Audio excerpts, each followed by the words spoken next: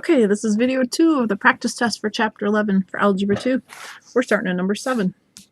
There you go. Bob's score is 123 and the average score is 130 with a standard deviation of 5. What's Bob's z-score? On this problem, we just want you to calculate the z-score.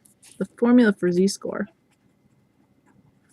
is equal to the x value minus the mean divided by the standard deviation. So average score, that's your x bar right here. Standard deviation, it's your sigma. Put that into the formula with 23 as your x. So the z-score for Bob is equal to 123 minus 130, all divided by 5. 120 minus 130, I'm sorry, 123 minus 130 is negative 7 over 5. Change that to a decimal, negative 1.4. And for that problem, that's all I want is the z-score. Okay, number 8. Data says normally distributed with the mean of 43. So x bar is 43 and a standard deviation of 3. What's the probability the random selected value is greater than 45? Okay, we could do it two ways. We could look at the z-score and then on the table, or if it happened to be one that was a whole number of standard deviations away, we could actually use the normal curve like that. But if you notice, the mean is 43, standard deviation is 3. If we add 3, we get 46, not 45. So we're going to have to use the z-score.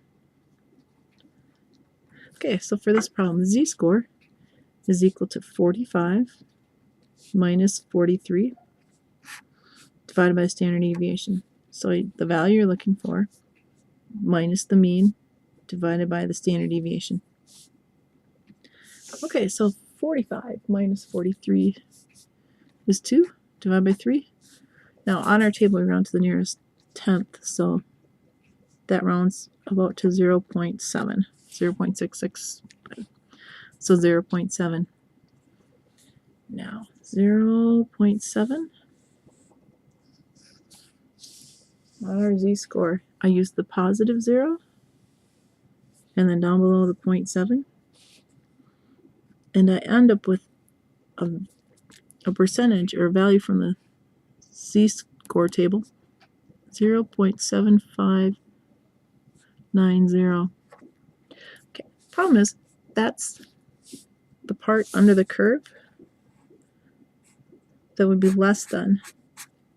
This question is actually what's the probability it's greater than. So we actually want to know this side. All of it adds up to 1. So I'm going to have to go, I need more room. The probability x is greater than or equal to 45.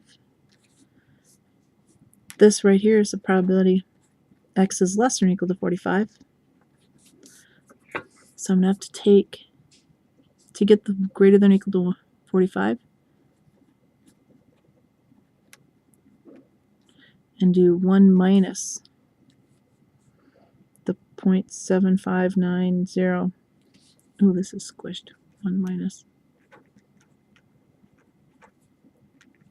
Okay, so 1 minus 0.7590, that gives me 0.2410, and as a percent, multiply by 100, 24.1%. That got kind of squished, but remember, if you're looking for a value that's greater than, you need to subtract this from 1. Okay, we'll do the next problem in a minute.